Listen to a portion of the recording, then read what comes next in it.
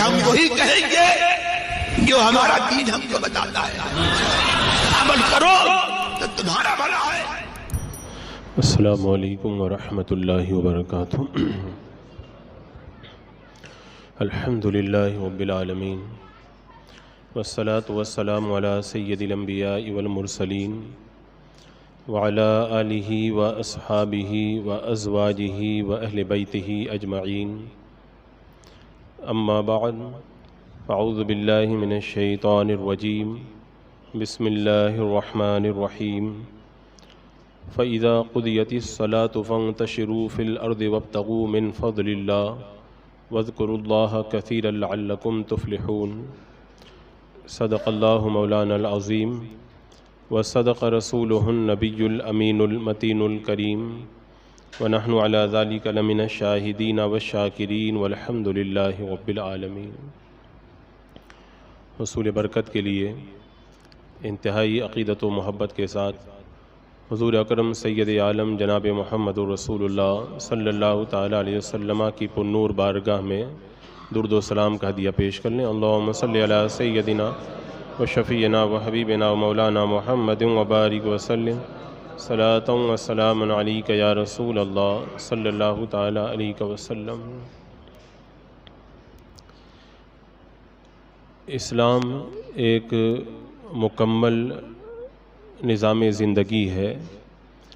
وہ لوگ جو دین سے دور ہیں، جنہیں دین کے بارے میں مکمل معلومات نہیں ہے، ان میں سے بہت سارے لوگوں کا یہ خیال ہے کہ اسلام صرف نظام عبادت کا نام ہے، حالانکہ ایسا نہیں ہے۔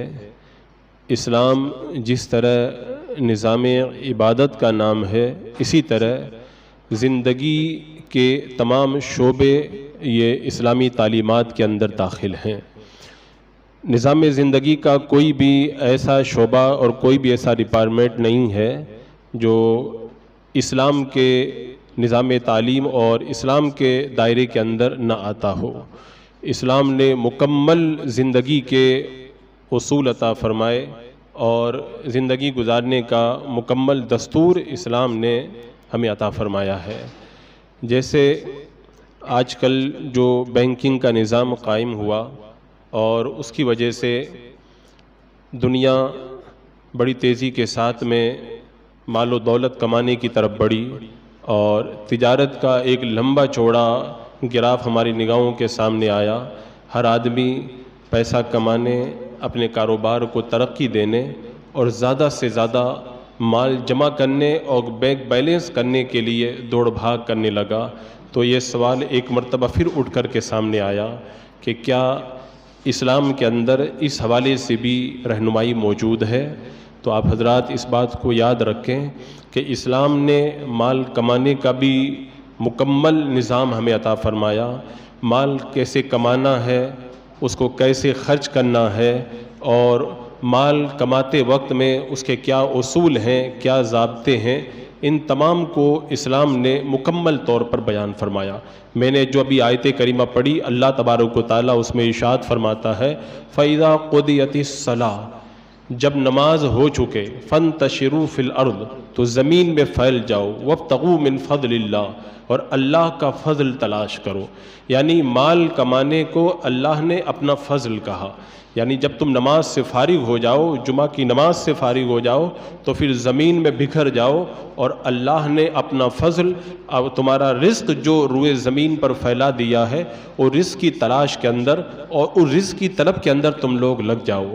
آج چونکہ دنیا مال کمانے کے لیے حلال و حرام کے تمام طریقے اپنے کام کے اندر لا رہی ہے، ایسے موقع پہ جب ایک مسلمان کو اسلامی تعلیمات کی طرف راغب کیا جاتا ہے، تو مسلمان جو دین سے واقف نہیں ہے وہ یہ کہنے لگ جاتا ہے کہ ساری دنیا پیسہ کما کر کے بہت آگے بڑھ رہی ہے، اگر ہم لوگ اسلام پہ چلیں گے تو پیچھے رہ جائیں گے، ہم لوگ کچھ کر نہیں پائیں گے۔ یہ ان کی ایک انتہائی غلط سوچ ہے۔ سب سے پہلے تو یہ بات یاد رکھی جائے، اسلام نے مال کمانے پہ رکاوٹ نہیں قائم کی ہے، ہاں اسلام نے غلط طریقے سے مال کمانے پر روک لگائی ہے، اور یہ تو بالکل سیدھی سی بات ہے کہ دنیا کافر کے لیے جنت ہے، وہ جو چاہے وہ کرے، ان کے لیے کوئی پابندی نہیں، کوئی قید نہیں۔ اہل ایمان کے لیے دنیا ایک طرح سے قید خانہ ہے، تو یہ کتنی اچھی بات ہے کہ بندہ اسلام کے دائرے میں رہے اور یہ تھوڑے دن کی قید کے اندر رہے تاکہ ہمیشہ کی اس کو آزادی مل جائے۔ یہ اچھا نہیں ہے کہ بندہ پورے طور پر جو ہے وہ آزاد ہو جائے اور پھر مرنے کے بعد ہمیشہ کی قید خانے کے اندر مقید رہے۔ تو یہ تھوڑے دنوں کی قید تو اچھی ہے ہمیشہ کی قید سے۔ تو اسلام نے جو ہمارے اوپر رکاوٹیں قائم کی وہ ہمارے فائدے کے لیے قائم کی، ورنہ کاروبار، تجارت اور اس حوالے سے اسلام کی جو تعلیمات ہے، اللہ اکبر، میرے آقا صلی اللہ تعالیٰ علیہ وسلم نے ارشاد فرمایا کہ رزق حلال کو طلب کرنا یہ فرائض کے بعد میں ایک فرض ہے۔ جس طرح نماز فرض ہے، روزہ فرض ہے، حج اور زکوٰۃ فرض ہے حسب شرائط، اسی طرح اسلام نے مال کمانا، طلب حلال کرنا، رزق حلال کی طلب کرنا، اسلام نے اس کو بھی فرض قرار دیا ہے۔ بس صرف فرق اتنا ہے کہ اسلام کے اندر نماز یہ ڈائریکٹ عبادت ہے، روزہ یہ ڈائریکٹ عبادت ہے، حج اور زکوٰۃ یہ ڈائریکٹ عبادت ہے، لیکن رزق حلال کو طلب کرنا یہ انڈائریکٹ عبادت ہے۔ یعنی بندہ اچھی نیت کے ساتھ میں اسلام کے بتائے ہوئے طریقوں کے مطابق اگر روزی کماتا ہے، اگر تجارت کرتا ہے، تو میرے آقا علیہ الصلوۃ والسلام نے ارشاد فرمایا یہ بھی عبادت ہے۔ بلکہ آپ فقہاء کرام کی جو ہے وہ مسائل بیان کردہ مسائل کو پڑھیں، انہوں نے اس بات کا ذکر کیا ہے کہ بندہ فرائض اور واجبات کی ادائیگی کے بعد میں اگر نفل عبادت کے بجائے اپنے اہل و عیال کے لیے ضروری روزی کمانے میں لگ جاتا ہے تو یہ نفلی عبادت سے زیادہ بہتر ہے۔ یہ اسلام نے اتنی اہمیت دی ہے روزی کمانے کو۔ یہ تو غلط سوچ ہے جو یہ کہتے ہیں کہ اسلام جو ہے وہ دنیا کمانے سے ہمیں روکتا ہے، ہم پیچھے رہ جائیں گے۔ ہاں، اسلام جو تمہیں منع کرتا ہے وہ اس بات سے منع کرتا ہے لوگوں کو تجارت کے اندر دھوکہ نہ دو، جھوٹی قسم کھا کر کے اپنے مال کو مت بیچو، امانت کے اندر خیانت مت کرو۔ جب تم اپنا مال بیچو تو جو ہے وہ سامنے والے کے اوپر ظلم و جبر کا معاملہ نہ کرو۔ ان غلط طریقوں پر اسلام رکاوٹ پیدا کرتا ہے۔ ورنہ ایک صحابی ہے، وہ روزی کمایا کرتے تھے، ان کے ہاتھوں کے اندر سوجن آ گئی۔ میرے آقا صلی اللہ تعالیٰ علیہ وسلم نے جب ان کے سوجے ہوئے ہاتھوں کو دیکھا تو اللہ کے رسول علیہ السلام نے ارشاد فرمایا کہ ان ہاتھوں کو اللہ تبارک و تعالیٰ پسند فرماتا ہے۔ بتاؤ، روزی کمانے کے اندر بندے کے ہاتھ اگر سوج جائیں، بندے کے ہاتھوں میں اگر تکلیف آ جائے تو اللہ تعالیٰ ان ہاتھوں کو بھی پسند فرماتا ہے کہ میرا یہ بندہ حلال طریقے سے روزی کما رہا ہے تاکہ غیر کے سامنے ہاتھ نہ پھیلائے، تاکہ غلط طریقوں کی طرف نہ جائے، تاکہ ان کے اہل و عیال کے رزق کا انتظام ہو سکے۔ تو اللہ تبارک و تعالیٰ ایسے ہاتھوں کو بھی پسند فرماتا ہے۔ اور میں کیا کہوں، حدیث پاک میں تو یہاں تک موجود ہے، بندہ اگر طلب حلال کے لیے نکلتا ہے اور دن بھر محنت و مزدوری کرتا ہے، شام ہو جاتی ہے، جب گھر پہ آتا ہے تھک جاتا ہے، فرمایا گیا اس کی وہ رات مغفرت کی رات ہوا کرتی ہے۔ اللہ تعالیٰ اس رات کے اندر اس کی مغفرت فرما دیتا ہے۔ وہ دن بھر روزے سے تو نہیں رہا، وہ حج کے لیے تو نہیں نکلا ہوا تھا، وہ دن بھر نماز تو نہیں پڑھ رہا تھا، وہ دن بھر کوئی اور نیکی کے کام کے اندر بظاہر تو نہیں لگا ہوا تھا، وہ اپنے بیوی بچوں کے لیے روزی ہی تو کما رہا تھا، لیکن فرمایا گیا کہ اگرچہ وہ نماز میں نہیں لگا ہے، روزہ حج اور زکوٰۃ میں نہیں لگا ہے، اپنے بیوی بچوں کے لیے روزی کمانے میں لگا ہوا ہے، تو اللہ تبارک و تعالیٰ کو اس کی یہ ادا بھی پسند ہے۔ وہ رات جو تھک کر کے آتی ہے اس کے لیے اللہ تبارک و تعالیٰ اس کے لیے مغفرت کی رات بنا دیتا ہے۔ ایک صحابی ہے، وہ بڑے تندرست اور توانا ہے، صبح کا وقت ہوا، وہ روزی کمانے کے لیے جب روانہ ہوئے تو صحابہ کرام میں سے کسی نے کہہ دیا یہ بڑے تندرست و توانا ہے، اگر یہ اپنی اس طاقت کو اللہ تبارک و تعالیٰ کی عبادت کے اندر صرف کرتے، اللہ کی راہ میں نکلتے تو کتنا اچھا ہوتا۔ میرے آقا صلی اللہ تعالیٰ علیہ وسلم نے جو فرمایا اس کا مفہوم یہی ہے، اگر یہ روزی کمانے کے لیے نکلا ہے اور اس کا مقصد ہے اپنے بیوی بچوں کے لیے میں حلال طریقے سے روزی کماؤں، اپنے آپ کو دوسروں کے سامنے سوال کرنے سے بچاؤں، اپنے والدین کے لیے حلال روزی کماؤں، اللہ کے رسول علیہ السلام نے ارشاد فرمایا تو پھر اس کا یہ نکلنا اللہ کے راستے میں نکلنا ہے، یہ اس کا نکلنا اللہ کے راستے میں نکلنا ہے۔ آپ کمانے کے لیے نکلیں اور میرے آقا فرمائے کہ یہ اللہ کے راستے میں نکلا ہوا ہے۔ اب اس کے باوجود بھی اگر کوئی بندہ یہ کہے کہ اسلام کے اندر بڑی پابندیاں ہیں، بڑی رکاوٹیں ہیں، تو یہ اس کی غلط فہمی ہے، یہ اس کی ناسمجھی ہے، وہ دین سے اس کی غفلت ہے۔ ورنہ دین تو کہتا ہے کہ جس طرح تم عبادت کرو ایسے ہی روزی کمانے کے اندر بھی اپنی زندگی کو صرف کرو۔ ایک حدیث پاک میں تو میرے آقا علیہ الصلوۃ والسلام نے یہاں تک ارشاد فرما دیا کہ جو بندہ، مفہوم حدیث یہ ہے کہ جو بندہ اپنے آپ کو سوال سے بچانے کے لیے، اپنے بیوی بچوں کے لیے روزی کمانے کے لیے نکلتا ہے، حلال طریقے سے روزی کماتا ہے، اللہ تبارک و تعالیٰ سے قیامت کے دن وہ اس حال میں ملاقات کرے گا کہ اس کا چہرہ 14ویں رات کے چاند کی طرح چمک رہا ہوگا۔ بندہ یہ سوچتا ہے کہ جو اللہ کے ولی ہے انہی کا چہرہ جو ہے وہ 14ویں رات کی چاند کی طرح چمکے گا، جو رات بھر نماز پڑھتے ہیں، دن بھر مسجد کے اندر بیٹھ کر کے عبادت کرتے ہیں، خوب تسبیح پڑھتے ہیں، خوب درود پاک پڑھتے ہیں، خود نیکی کے کاموں کے اندر لگے رہتے ہیں، لیکن حدیث پاک نے بتا دیا جیسے اللہ کی عبادت کے اندر مصروف رہنے والے کل قیامت کے دن اللہ کے قرب خاص کے اندر جگہ پائیں گے، ایسے ہی وہ بندہ جو اپنے لیے اور اپنے بیوی بچوں کے لیے، اپنے والدین کے لیے حلال طریقے سے روزی کماتا ہے، وہ بھی اللہ کے قرب کے اندر جگہ پائے گا، اس کا چہرہ بھی 14ویں رات کے چاند کی طرح چمکتا ہوا نظر آئے گا۔ عزیزان مکرم، اور یہ بھی بہت سارے لوگوں کا خیال ہے کہ اللہ کا ولی بننا ہے تو بہت عبادت کرنے کی ضرورت ہے، رات بھر جاگنے کی ضرورت ہے، دن بھر روزہ رکھنے کی ضرورت ہے، لیکن ایسا نہیں ہے۔ بندہ چاہے تو خوب عبادت کر کے بھی اللہ کا ولی بن سکتا ہے، اور بندہ چاہے تو حلال طریقے سے روزی کما کر بھی اللہ کا ولی بن سکتا ہے۔ اللہ کا ولی بندہ روزی کما کر بھی بن سکتا ہے، یہ میں نہیں کہتا، خود حدیث پاک کے اندر موجود ہے۔ اللہ کے رسول صلی اللہ تعالیٰ علیہ وسلم نے ارشاد فرمایا، سچا تاجر امانت دار، یعنی جو تجارت کے اندر جھوٹ نہ بولے، خیانت نہ کرے، وہ سچا تاجر جو امانت داری کرتا ہے، کل قیامت کے دن اس کا حشر نبیوں کے ساتھ ہوگا، صدیقین کے ساتھ ہوگا، اور اس کو شہداء کے ساتھ میں اٹھایا جائے گا۔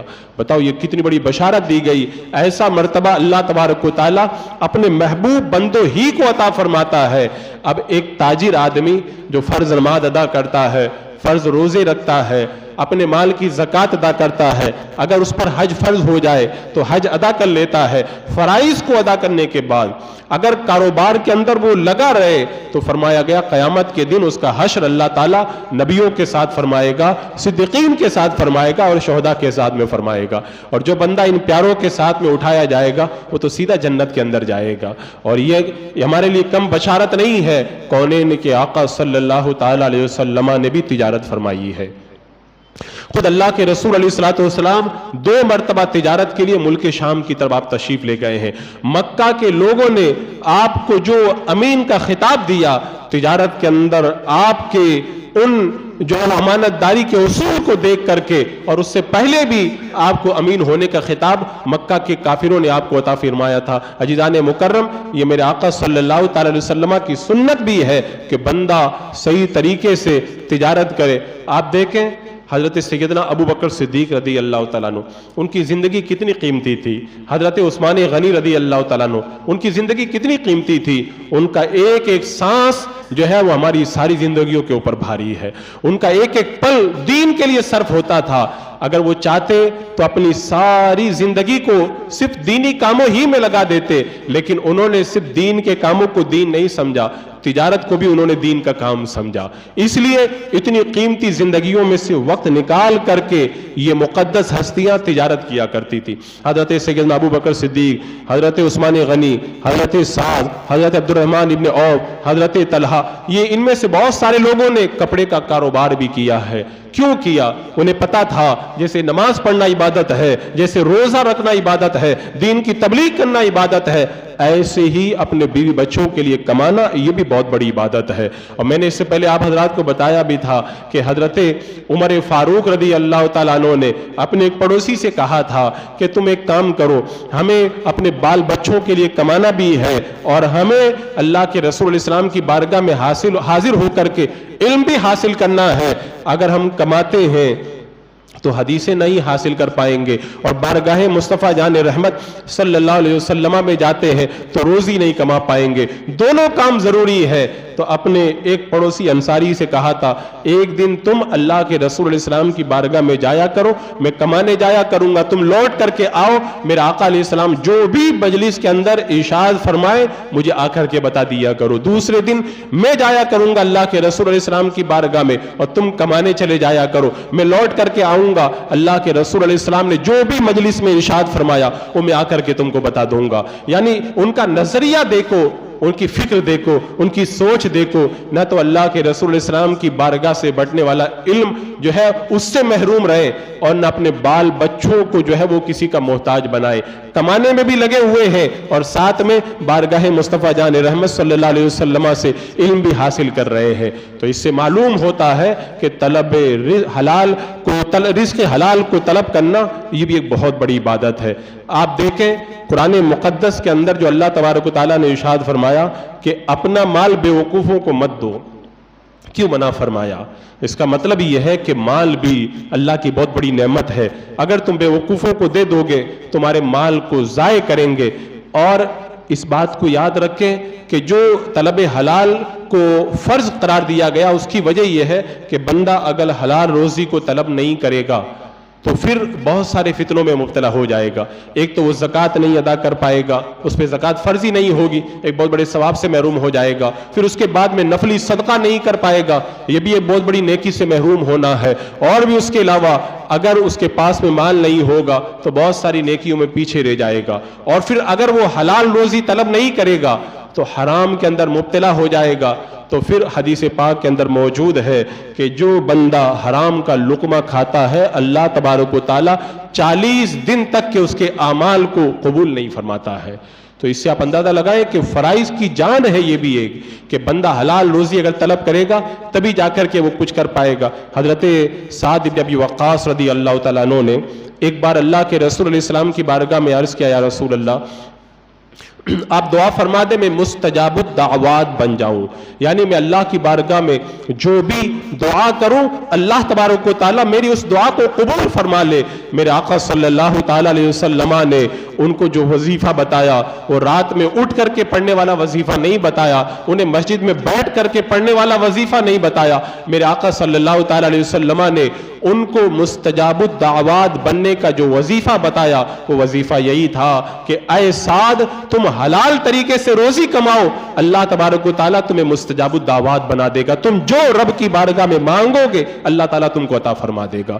یعنی روزی حلال طریقے سے طلب کرنے والا اللہ کی بارگاہ کا اتنا قریبی ہو جاتا ہے، اتنا مقرب بن جاتا ہے کہ اللہ تعالیٰ اس کی دعا کو رد نہیں فرماتا، جو مانگتا ہے اللہ تعالیٰ اس کو عطا فرما دیتا ہے۔ اور پھر میرے آقا نے فرمایا اے سعد قسم ہے اس پروردگار عالم کی جس کے قبضہ قدرت میں میری جان ہے، جو بندہ حرام کھاتا ہے اللہ تعالیٰ 40 دن تک اس کے اعمال کو قبول بھی نہیں فرماتا ہے۔ تو یہ لوگ آج کل وظیفہ پوچھتے ہیں کہ میں جو ہے وہ کامیاب ہو جاؤں، میرے کاروبار اچھا ہو جائے، وظیفہ بتاؤ۔ وظائف تو بہت سارے ہیں لیکن سب سے بڑا وظیفہ وہی ہے جو میرے آقا علیہ السلام نے بتایا کہ حلال طریقے سے روزی کماؤ، اللہ تعالیٰ تمہیں مستجاب الدعوات بنا دے گا، اور جب تم حلال طریقے سے روزی کما کر اللہ کی بارگاہ کے قریبی بن جاؤ گے، تم اللہ کی بارگاہ میں جو مانگو گے اللہ تعالیٰ تمہیں عطا فرما دے گا۔ یہ اتنا بڑا وظیفہ ہے۔ اب حضرت عثمان غنی رضی اللہ تعالیٰ عنہ کو آپ دیکھیں، حضرت عثمان غنی رضی اللہ تعالیٰ عنہ نے جو جنت خریدی وہ جنت عبادت اور ریاضت کے ذریعے نہیں خریدی۔ میرے آقا علیہ السلام سے انہوں نے جو جنت خریدی مال ہی کے بدلے تو خریدی تھی۔ بیر روما جو ایک یہودی کے قبضے میں تھا، جب ہجرت کر کے میرے آقا علیہ السلام تشریف لائے، وہ پانی بہت مہنگا دیتا تھا، غریب مسلمان نہیں خرید پاتے تھے۔ حضرت عثمان غنی رضی اللہ تعالیٰ عنہ نے بڑی رقم دے کر کے وہ آدھا کنواں جب خرید لیا اور مسلمان اس سے پانی بھرنے لگے، یہودی کی دکان بند ہونے لگی، تو اس نے آخر تنگ آ کر کے آدھا کنواں بھی حضرت عثمان غنی کو بیچ دیا۔ اب حضرت عثمان غنی نے اس کنویں کا پانی بیچا نہیں، مسلمانوں کے لیے وقف کر دیا، اور پھر میرے آقا علیہ السلام نے حضرت عثمان غنی کو جنت کی بشارت عطا فرمائی تھی۔ تو مال تو اللہ کی اتنی بڑی نعمت ہے، بندہ دنیا کے اس تھوڑے سے مال کے بدلے اللہ کی وہ جنت خرید سکتا ہے کہ ساری دنیا کے خزانے بھی جنت کے ایک بالش جگہ کے برابر بھی نہیں ہو سکتے ہیں۔ ابھی جب میں گیا تو میں نے ایک جگہ ایک بلڈنگ کے اوپر لکھا ہوا دیکھا وقف عثمان بن عفان۔ میں نے وہاں کے لوگوں سے معلوم کیا کہ یہ وقف عثمان بن عفان اس کا مطلب کیا ہے، تو لوگوں نے بتایا کہ حضرت عثمان غنی رضی اللہ تعالیٰ عنہ نے جو بیر روما کو خریدا تھا، وہ آج بھی کنواں موجود ہے، لوگ اس کی زیارت کے لیے جاتے ہیں۔ فرماتے ہیں کہ وہ جو کنواں حضرت عثمان غنی نے بڑی رقم دے کر کے خریدا تھا اور مسلمانوں کے لیے وقف کر دیا تھا، اس کنویں کی جتنی کمائی ہے آج بینک کے اندر حضرت عثمان غنی کے نام کا باضابطہ اکاؤنٹ کھلا ہوا ہے، اس کی جتنی رقم آتی ہے سب حضرت عثمان غنی کے نام سے وہ بینک کے اندر جمع ہوتی ہے، اور پھر اس کے ذریعے یہ سارے مال خریدے جاتے ہیں، اور جتنی بھی کمائی ہوتی ہے سب حضرت عثمان غنی کے نام پہ جو اکاؤنٹ ہے اس کے اندر جمع کر دیا جاتا ہے۔ 1400 سال سے زیادہ کا زمانہ گزر گیا، آج سے صدیوں پہلے حضرت عثمان غنی نے حلال کمائی سے کچھ رقم اللہ کی راہ کے اندر دی تھی۔ بتاؤ اللہ کو وہ ادا کتنی پسند آئی۔ صدیاں گزرنے کے بعد بھی اللہ کی بارگاہ میں تو ان کا نیکیوں کا اکاؤنٹ جاری ہی ہے، لیکن دنیا کے بینکوں کے اندر بھی حضرت عثمان غنی کا اکاؤنٹ چل رہا ہے اور ان کا صدقہ جاریہ ہے جس سے لوگ فائدہ اٹھا رہے ہیں۔ تو اللہ نے مال کو اتنی بڑی نعمت اور اتنی بڑی دولت بنایا ہے۔ حضرات مکرم، اگر کوئی آج کے اس بینکنگ کے نظام کے اندر، مادیت کے اس دور کے اندر، پیسوں کی دوڑ دھوپ کے اندر اسلام کے اوپر انگلی اٹھاتا ہے اور یہ کہتا ہے کہ اسلام ہمارے اوپر رکاوٹیں کھڑی کرتا ہے، اسلام پابندیاں لگاتا ہے، ہم کیسے آگے بڑھیں، تو اس کو اپنی سوچ کو درست کرنا چاہیے، اپنی فکر کو بدلنا چاہیے۔ اسلام نے رکاوٹ نہیں پیدا کی۔ آپ صحابہ کی زندگی کو پڑھیں، بزرگان دین کی زندگی کو پڑھیں، انہوں نے کتنی بڑی بڑی تجارتیں کی، اپنے زمانے کے بڑے بڑے امیر رہے وہ لوگ، اور انہوں نے اس مال کے ذریعے دین کی خدمت کو انجام دیا۔ اگر کوئی بندہ یہ سوچے کہ حرام نہیں کروں گا جب تک میں مالدار ہو ہی نہیں سکتا، تو پھر وہی بات ہے، جو بندہ جو راستہ اختیار کرتا ہے اسی راستے سے اس کو روزی ملتی ہے۔ اگر ہم حلال راستے سے جائیں گے اللہ تعالیٰ حلال طریقے سے ہمیں روزی عطا فرمائے گا۔ اگر ہم حرام راستہ اختیار کریں گے تو ظاہر سی بات ہے جو بندہ چوری کرنے جائے گا اس کو چوری ہی سے پیسہ ملے گا، جو سود کے ذریعے جائے گا اس کو سود ہی کے ذریعے پیسہ ملے گا، اور جو سنت مصطفیٰ پہ عمل کرتے ہوئے حلال طریقے سے روزی کمائے گا اللہ تعالیٰ اسے حلال طریقے سے روزی عطا فرمائے گا۔ ایک حدیث پاک میں اللہ کے رسول علیہ السلام سے جب یہ پوچھا گیا یا رسول اللہ صلی اللہ تعالیٰ علیہ وسلم کہ پاکیزہ رزق کیا ہے، میرا آقا علیہ السلام نے ارشاد فرمایا کہ ہر وہ کمائی جو حلال طریقے سے حاصل کی جائے اور جائز کاروبار اور ہاتھ کی کمائی، یہ سب پاکیزہ رزق ہے۔ یعنی بندہ ہاتھ سے کمائے یا جائز طریقے سے کاروبار کرے، یہ سب پاکیزہ رزق ہے۔ اور ایک حدیث پاک میں تو اللہ کے رسول علیہ السلام نے ارشاد فرمایا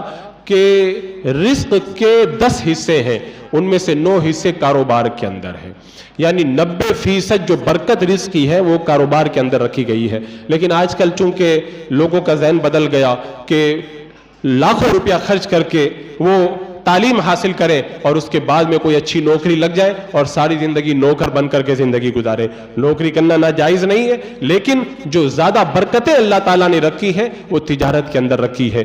بندہ اگر تجارت کرے گا اللہ تبارک و تعالیٰ تجارت کے ذریعے اس کو بھی روزی عطا فرمائے گا، اور اس کے صدقے کے اندر نہ جانے کتنے لوگ ہیں وہ اس کے ساتھ میں پلتے ہوئے نظر آئیں گے۔ تو اسلام باضابطہ کاروباری نظام عطا فرماتا ہے، لیکن اس پہ پابندیاں لگاتا ہے ہمارے فائدے کے لیے کہ تم سود کا کاروبار نہ کرو، دھوکہ دھڑی کا کاروبار نہ کرو، جھوٹی قسم نہ کھاؤ۔ حضرت امام اعظم رضی اللہ تعالیٰ عنہ کی بارگاہ کے اندر ایک شخص آیا کپڑا خریدنے کے لیے، کپڑے کے بہت بڑے کاروباری تھے۔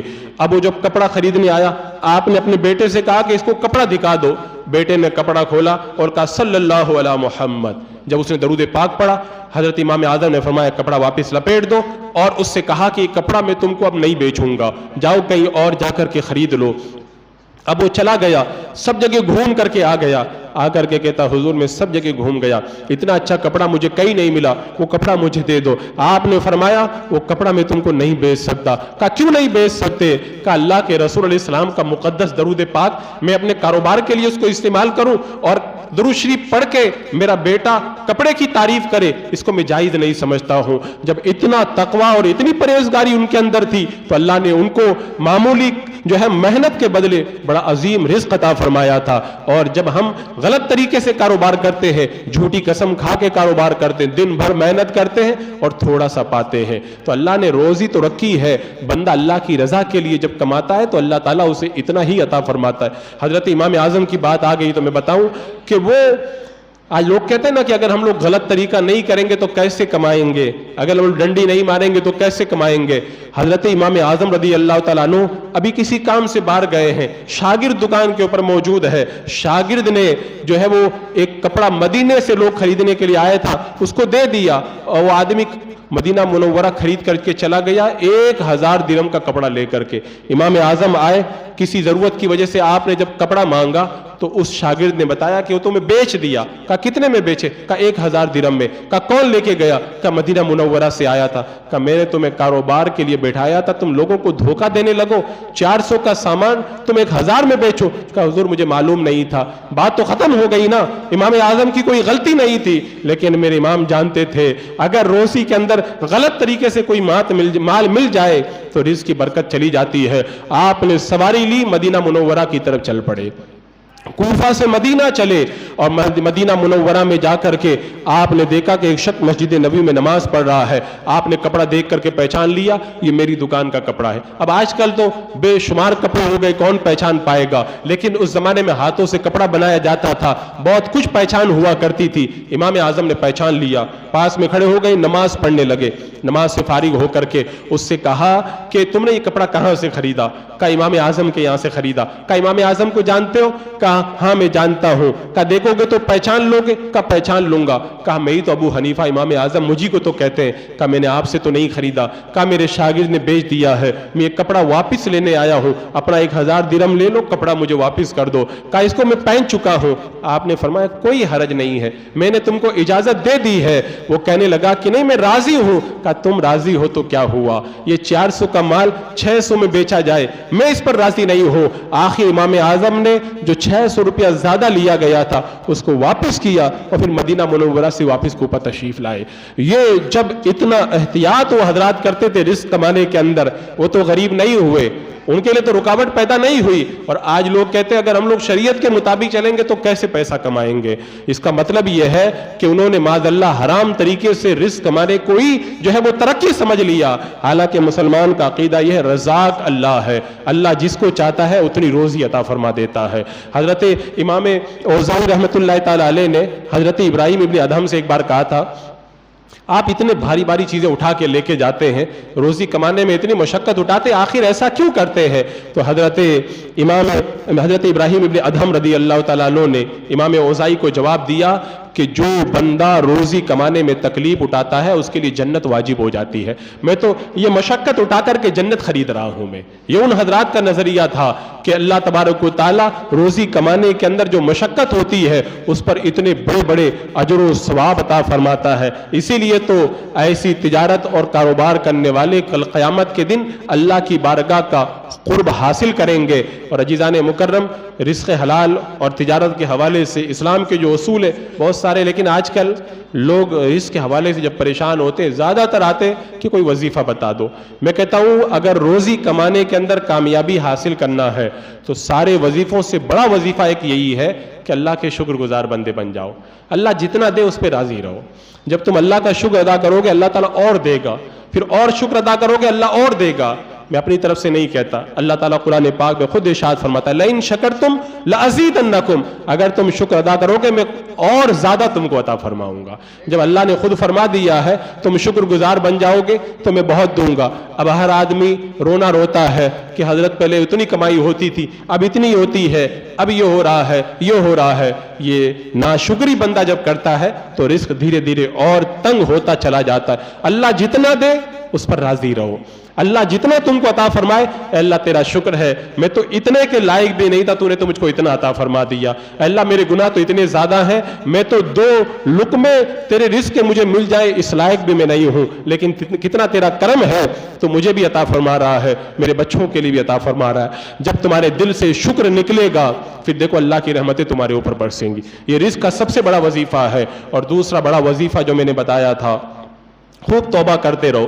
तौबा करते रहो, जब अपने गुनाहों पे तौबा करते रहोगे तो परवरदिगार आलम बड़ा तुमसे खुश होगा। मेरा बंदा मेरी नाफरमानी करके फिर मेरी बारगाह में शर्मिंदा भी हो रहा है, फिर ऐसे बंदे को अल्लाह ताला महरूम नहीं फरमाएगा, क्योंकि वो बड़ा करीम है, वो बड़ा रहीम है। बंदा जब जुर्म करके उसकी बारगाह में अपने जुर्म का एतराफ़ करता है तो फिर अल्लाह उस बंदे पर बड़ा रहम आता है, अल्लाह ताला उसको खूब खूब अता फरमाता है। हुजूर ताजुश्शरिया रहमतुल्लाह ताला अलैह से एक बार एक कारोबारी ने कहा था, हुजूर कारोबार में बड़ी रुकावटें आती हैं, बहुत परेशान रहता हूँ, कोई वजीफा बता दे ताकि मेरा कारोबार चलता रहे। हुजूर ताजुश्शरिया रहमतुल्लाह ताला अलैह ने उसको जो वजीफा बताया था, शुक्र और इस्तिग़फ़ार के बाद में अगर वो वजीफा भी आप करने लगे अल्लाह ताला खूब खूब अता फरमाएगा। एक अल्लाह के वली का बताया हुआ वजीफा है। आपने फरमाया कि चाहे वुजू हो या ना हो, किसी भी वक्त भी पाकी की हालत में रहो, पाक जगह पे रहो तो पढ़ते रहा करो, या फत्ताह हो या अल्लाह हस्बुनल्लाहु व निअमल वकील, या फत्ताह हो या अल्लाह हस्बुनल्लाहु व निअमल वकील, या फत्ताह हो या अल्लाह हस्बुनल्लाहु व निअमल वकील। तो आप हजरात भी चलते फिरते, दुकान पर बैठे हुए, कारोबार के लिए जाते हुए इस वजीफे को अपना ले, या फत्ताह हो या अल्लाह, रिस्क देने वाला भी अल्लाह है और अल्लाह ही कारसाज है। जब इस वजीफे को पढ़ोगे इंशाअल्लाह इसकी बरकत से भी अल्लाह ताला खूब खूब रोज़ी अता फरमाएगा। रिस्क और तिजारत के हवाले से कई सवालात भी हैं, कई जो है वो ऐसी चीज़ें हैं जिनको बयान करने की ज़रूरत थी, वक्त चूँकि सिमट गया, इंशाअल्लाह फिर किसी मौके पर उनको छेड़ा जाएगा। अल्लाह तबारक व तआला हमें अक्ल हलाल की तलब और हलाल रोज़ी खाने की तौफीक